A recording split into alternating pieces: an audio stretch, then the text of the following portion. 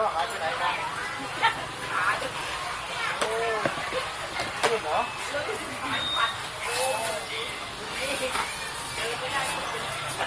ดินได้วันนี้ออกแล้วขาเที่ยวเก็บไป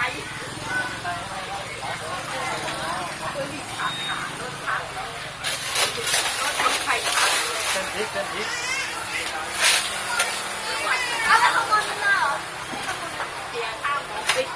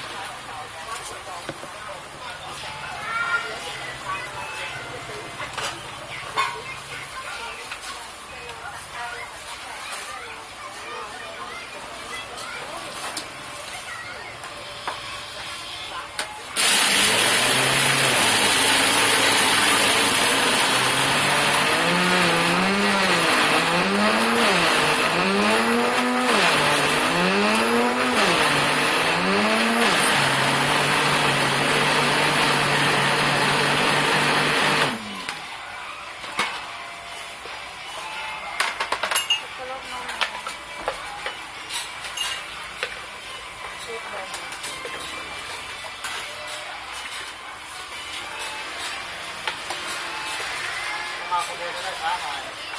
โอ้โหฉันอยากกินสตรอเบอรี่มีสตรอเบอรี่ปะสตรอเบอรี่เปลี่ยนเป็นสตรอเบอรี่ทันไหมอ่ะทันเอาสตรอเบอรี่เปลี่ยนอ่ะจะต้องนมนะใช่สตรอนมเพิ่มตังค์ปะเพิ่มเลยเพิ่มเติมคือรสชาติแม่บ่นไงคนกินไม่บ่นคนไม่กินบ่นสับปะรดทุกวันเลยลองให้ตอนให้แกชิมมันดิกินแน่หนูอะกินแต่แบบมันหาแบบอร่อยยาก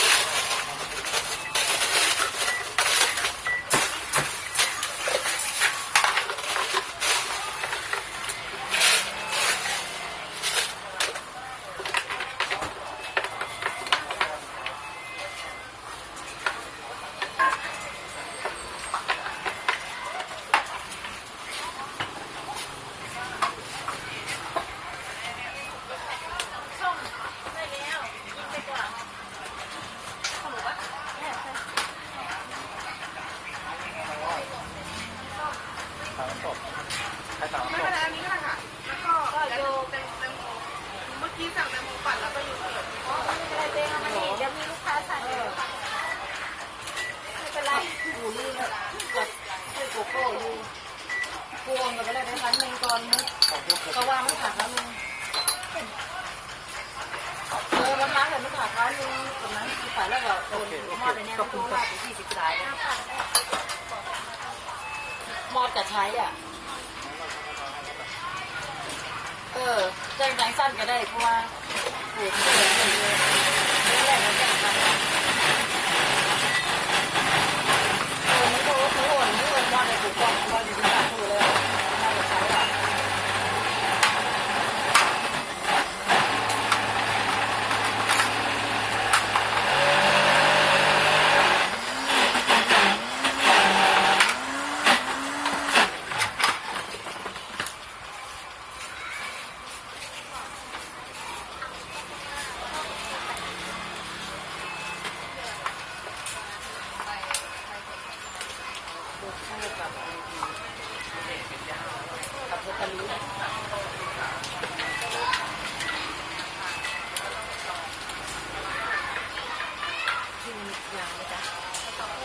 ก็ไอ้นี่นะก็บอกโกโก้กับป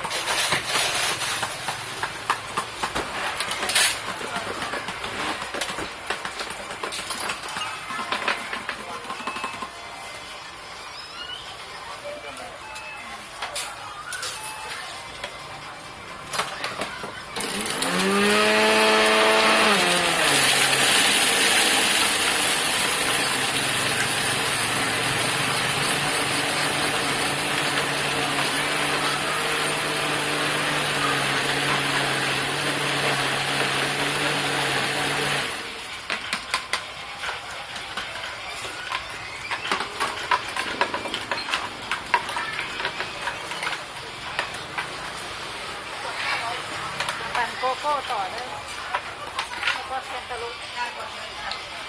สวัสดีค่ะ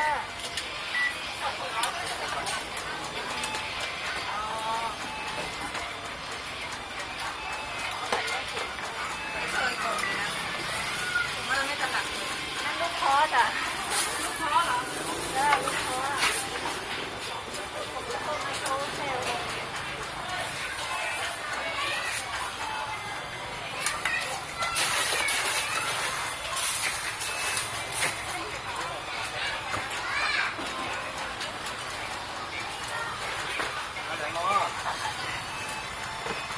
เอาน้ำมะนาวปั่น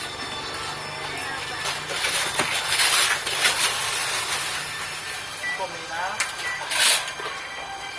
2 คิ้วพี่ได้ไหม เอาละตัดเลยนะ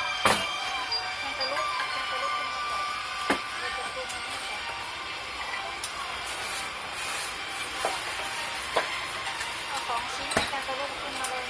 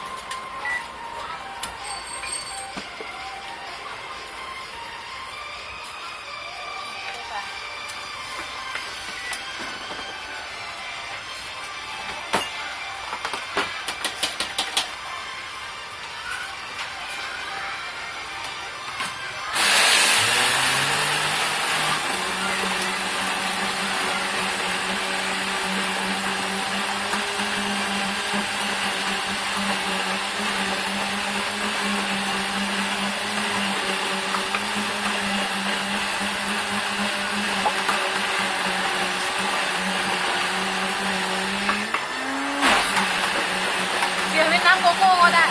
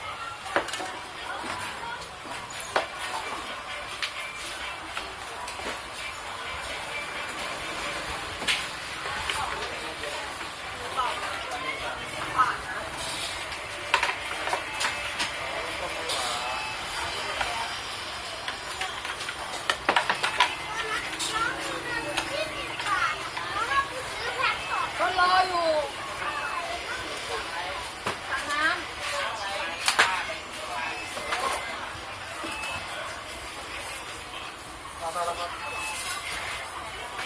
โอเค